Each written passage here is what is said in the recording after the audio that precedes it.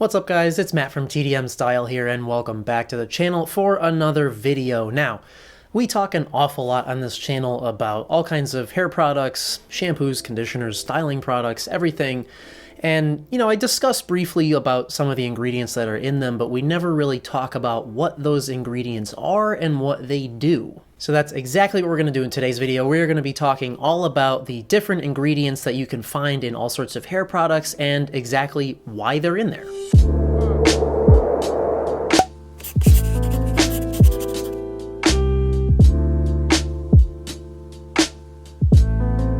So I'm going to be breaking things down into categories. So we'll talk about each type of ingredient, we'll talk a little bit about what they do, how they work, and then we'll give you some examples of actual ingredients that you'll find on the back of your products. So before we jump right into things, I do want to start with a small disclaimer. Number one, sorry for my nasally weird voice today. As you can probably tell, I'm still recovering a little bit from a head cold, so there's that. Number two, I want to say that I am not a professional hairstylist, nor am I a chemist, but I do have a big passion for hair care and hairstyling, and I am a sciencey person, so I did a lot of research on this, and I will have some sources in the description box down below for you of where I got this information, and actually a really good site if you have, a particular ingredient that you want to know what the hell it is, you can look it up there and it'll tell you what category it is and what it does and all sorts of good stuff. All right, so jumping into our first category, we're going to start out with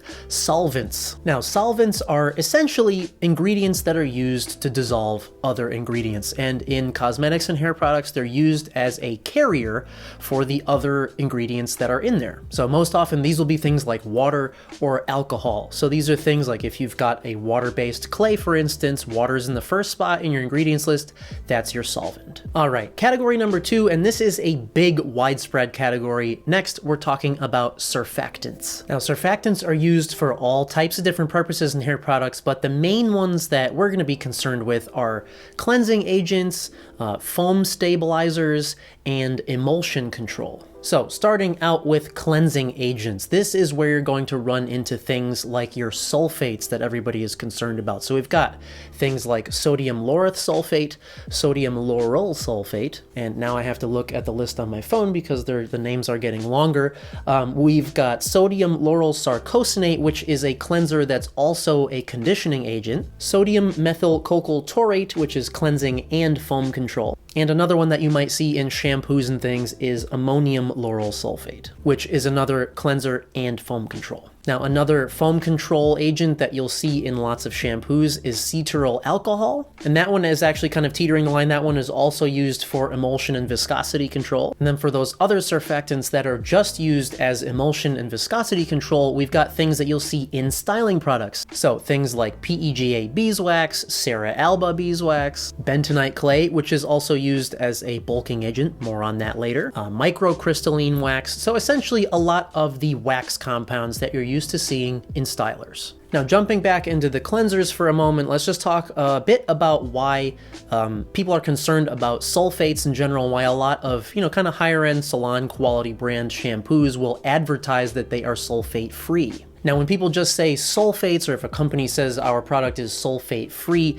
most of the time they are referring to the harsher sulfate compounds, which are your sodium laureth and sodium lauryl sulfates. Now, those sulfates aren't necessarily like inherently bad for you or bad for your hair, but the reason that a lot of people like to avoid them and a lot of, higher end shampoos and things leave those out is because they are harsher. So they don't clean as gently as other compounds. They do tend to really just strip out all the natural oils and stuff from your hair, so they can leave your hair feeling a bit on the drier side. And along the same lines, they can also be more irritating to your skin or eyes, so that is why a lot of companies will omit those and will advertise that their products are sulfate free. All right, now our next category, let's talk about thickeners and viscosity controllers. So this category is pretty self-explanatory. That's exactly what they do. They're designed to thicken the hair and to control the viscosity of the product. So in other words, how thick it is. So in all kinds of hair products, liquid ones and styling ones, so shampoos, conditioners, whatever, you will often see sodium chloride that is in there as a viscosity controller. And in terms of thickeners, things that are designed to plump the hair, those you're going to see in your styling products products, and those are going to be things like your bentonite clay,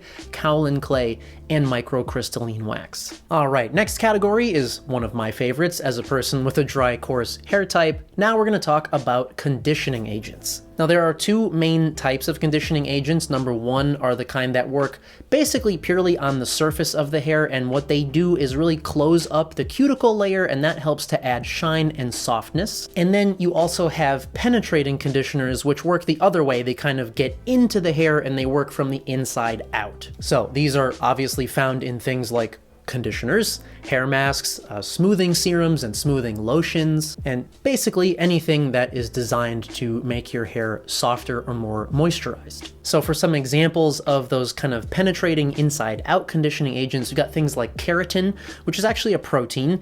We've got hydrolyzed collagen. And then for those surface conditioners, we've got a lot of things that you'll see in more of the serums and smoothing lotions like panthenol, glycerin or glycerol, and then silicone-based polymers like amodimethicone or dimethiconol. Now, those silicone-based polymers are another thing that some companies will advertise their product as being silicone-free, and the reason for that, typically that is found in like shampoos and things, the reason for that is that silicone polymers can sometimes weigh the hair down, and they can sometimes be a little bit hard to wash out, so they can lead to kind of buildup, and then your hair can just get heavy.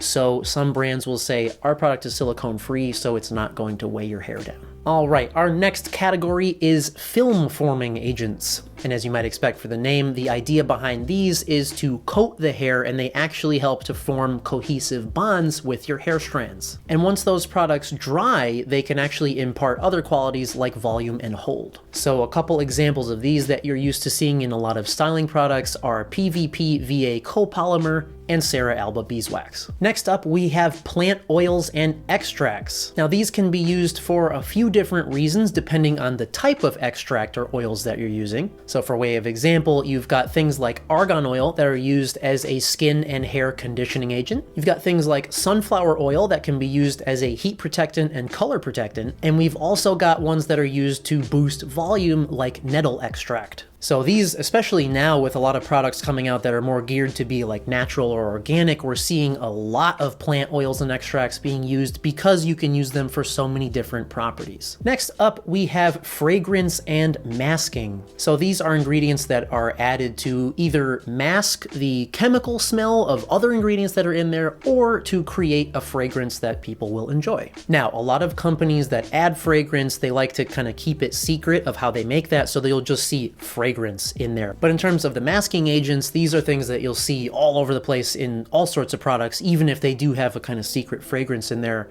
So these are things like linalool, citric acid, which can actually also help to balance pH, and tocopherol. All right, next up we have preservatives. As you might imagine, much like in foods, these are used to prolong the shelf life of your products and to make sure that they kind of perform up to their best ability for a longer period of time. Now, as far as examples, probably the three main types that you have seen or are used to seeing are things like sodium benzoate, phenolxyethanol, or those parabens that so many people are concerned about. And so those you'll see like methylparaben, propylparaben, basically there's all kinds of parabens with something paraben in the name. So why are parabens such a buzzword cause for concern? So the long and short of it is there is a belief out there that parabens might have some type of carcinogenic qualities, so they may or may not be linked to